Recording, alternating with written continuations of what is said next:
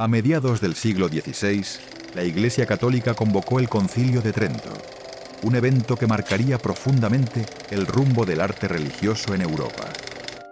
Entre muchas decisiones teológicas y disciplinarias, se tomó una medida drástica que afectó directamente a la libertad creativa de los artistas. Se ordenó la destrucción de una serie de obras que eran consideradas ofensivas para la doctrina cristiana. Una de las más impactantes fue la prohibición y quema de las representaciones de la Trinidad trifacial, imágenes en las que Jesús aparecía con 3 rostros fusionados en un solo cuerpo. La razón eran consideradas deformaciones monstruosas de la fe que podían perturbar la devoción del creyente común.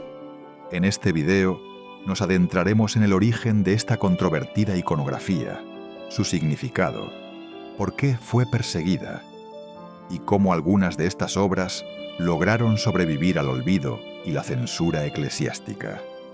Para comprender por qué la figura de Jesús con 3 rostros fue tan polémica, es necesario retroceder a los primeros intentos del arte cristiano por representar a la Santísima Trinidad, uno de los conceptos más complejos del cristianismo.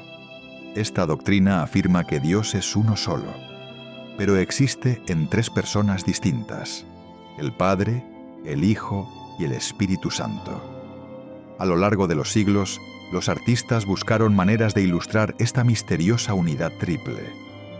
En un principio, la Trinidad fue mostrada mediante símbolos geométricos, como triángulos o 3 círculos entrelazados, como los que se encuentran en manuscritos del siglo XIII. Más adelante, los pintores optaron por representar a 3 hombres idénticos, o bien a 3 figuras distintas: el anciano Padre, el joven Hijo y una paloma blanca que representaba al Espíritu Santo. No fue sino hasta el final de la Edad Media que comenzó a extenderse una representación más radical: la de una sola figura humana con 3 rostros perfectamente alineados en una sola cabeza. Este tipo de imagen, conocida como Trinidad trifacial o también como Trinidad trifronte, generó profundas divisiones. En ella, los 3 rostros de Cristo se presentan como una única identidad compartida. No se trata de 3 cabezas, sino de 3 caras fusionadas, lo cual no debe confundirse con el concepto de Trinidad tricéfala, una figura más monstruosa aún que fue rápidamente rechazada incluso antes del concilio. Esta representación trifacial tenía su base en interpretaciones de pasajes bíblicos como el de Abraham en la encina de Mambré, donde se dice que 3 hombres se presentaron como un solo ser divino. A partir de allí, surgió la idea de que el Padre, el Hijo y el Espíritu Santo eran la misma entidad manifestada en 3 aspectos visuales. Pese a sus fundamentos teológicos, este tipo de imágenes se fue volviendo cada vez más incómodo para las autoridades religiosas. A lo largo de la historia cristiana, múltiples herejías habían cuestionado la naturaleza de Cristo y de la Trinidad, y la Iglesia buscaba proteger una interpretación unificada. La Trinidad trifacial parecía desafiar los límites de la ortodoxia, mezclando simbología cristiana con referencias paganas, como las figuras tricefálicas de la diosa Hécate en la mitología griega o las deidades hindúes como la Trimurti. Estas semejanzas con religiones no cristianas eran inaceptables para los líderes eclesiásticos. Durante la Edad Media y especialmente en el Renacimiento temprano, estas representaciones se popularizaron en varios países europeos. Muchos artistas anónimos, o que más tarde ocultaron su identidad, comenzaron a experimentar con esta iconografía. Algunas de estas obras se colocaban en iglesias o monasterios alejados de los centros de poder, mientras que otras eran encargadas por coleccionistas privados fascinados por su misterio. Sin embargo, este auge artístico fue abruptamente interrumpido por las reformas impuestas en Trento. En 1563, tras años de deliberaciones, la Iglesia condenó oficialmente estas imágenes y ordenó su eliminación inmediata. Las razones alegadas eran que inducían al error, confundían a los fieles y se alejaban del mensaje divino. Muchas fueron quemadas públicamente, otras fueron escondidas, y unas pocas lograron ser preservadas gracias al ingenio de sus creadores. Un caso emblemático de estas obras escondidas se encuentra en el Museo Colonial de Bogotá, Colombia. Allí se conserva una pintura del artista Gregorio Vázquez de Arce y Ceballos, en la cual la figura central parece ser un Jesús convencional, con un rostro sereno y cabello largo. Pero durante un proceso de restauración, se descubrió que la abundante melena que cubría ambos lados del rostro había sido pintada posteriormente para ocultar las otras dos caras. Al remover las capas superiores, apareció la imagen original. Una trinidad trifacial cuidadosamente oculta por temor a la represión. Estos actos de ocultamiento no fueron aislados. A lo largo de Europa y América Latina, varios artistas optaron por esconder las partes más controversiales de sus obras, cubriéndolas con elementos decorativos, modificando colores o incluso alterando completamente los rasgos faciales. Otros, simplemente, decidieron no firmar sus creaciones, dejando que permanecieran en el anonimato para protegerse de represalias.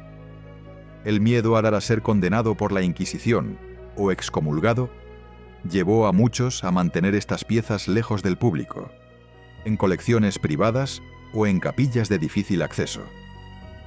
La mayoría de las obras que sobrevivieron no tienen autor conocido. Esto ha alimentado el misterio y el valor simbólico de estas piezas, ya que representan no solo una forma de arte prohibido, sino también una manifestación de resistencia cultural. Al examinar estas pinturas, uno no puede evitar preguntarse cuántas más fueron destruidas antes de que pudieran ser apreciadas o estudiadas. ¿Cuántas manos anónimas se atrevieron a plasmar lo que sentían como una verdad espiritual, aún sabiendo que podrían pagar un precio muy alto por ello? Uno de los ejemplos más fascinantes es una pintura redescubierta siglos después en Europa del Norte. Se cree que fue creada por un artista de la escuela neerlandesa alrededor del año 500. La figura de Jesús en esta obra sigue la iconografía del Salvator Mundi. Su mano derecha está levantada en señal de bendición, mientras que con la izquierda sostiene el orbe terrestre rematado por una cruz, símbolo de su autoridad universal. Sin embargo, lo que hace única esta pieza es que ese Cristo bendiciendo tiene tres rostros que miran en diferentes direcciones, fundidos en una sola entidad divina. Esta combinación entre símbolo tradicional y representación prohibida es lo que convierte a estas obras en testimonios únicos de un conflicto histórico entre fe, poder y expresión artística. Y es que la historia del arte está llena de momentos en los que el poder intentó silenciar voces incómodas. La censura ejercida por la Iglesia, en este caso, nos recuerda que el arte no solo es una forma de expresión estética, sino también una herramienta para explorar ideas profundas, para provocar reflexión y, en ocasiones, para cuestionar el orden establecido. La Trinidad trifacial puede resultar desconcertante, incluso perturbadora para el espectador contemporáneo, pero también es una ventana a las tensiones espirituales y filosóficas que marcaron a toda una época. Al investigar estas obras olvidadas, es inevitable reflexionar sobre las pérdidas irreparables causadas por la intolerancia religiosa. Es posible que hoy, escondidas en altillos de monasterios, sótanos de museos o colecciones privadas, existan más ejemplos de este tipo de arte esperando a ser redescubiertos. Y aunque algunas de estas piezas puedan reaparecer, muchas otras han desaparecido para siempre, consumidas por las llamas del dogma o el silencio impuesto. Por eso, la Trinidad trifacial no es solo un símbolo religioso, sino también un testimonio de la lucha entre la libertad artística y el control institucional. Nos obliga a preguntarnos: ¿debe el arte estar al servicio de una doctrina o debe tener la libertad de explorar lo sagrado desde distintas perspectivas? ¿Y cuántas verdades posibles han sido negadas o silenciadas a lo largo de la historia simplemente porque no encajaban en una interpretación dominante? Me encantaría conocer tu opinión al respecto. ¿Crees que la Iglesia actuó correctamente al prohibir este tipo de arte para preservar la fe tradicional? ¿O piensas que al censurar estas representaciones se perdió una riqueza invaluable de interpretación espiritual y creativa? Déjamelo en los comentarios. Me interesa mucho saber cómo lo ves tú. Si te ha parecido interesante este análisis, no olvides apoyarnos con un me gusta, suscribirte al canal y activar la campanita para más vídeos como este. Nos reencontramos muy pronto con más historias ocultas en el arte.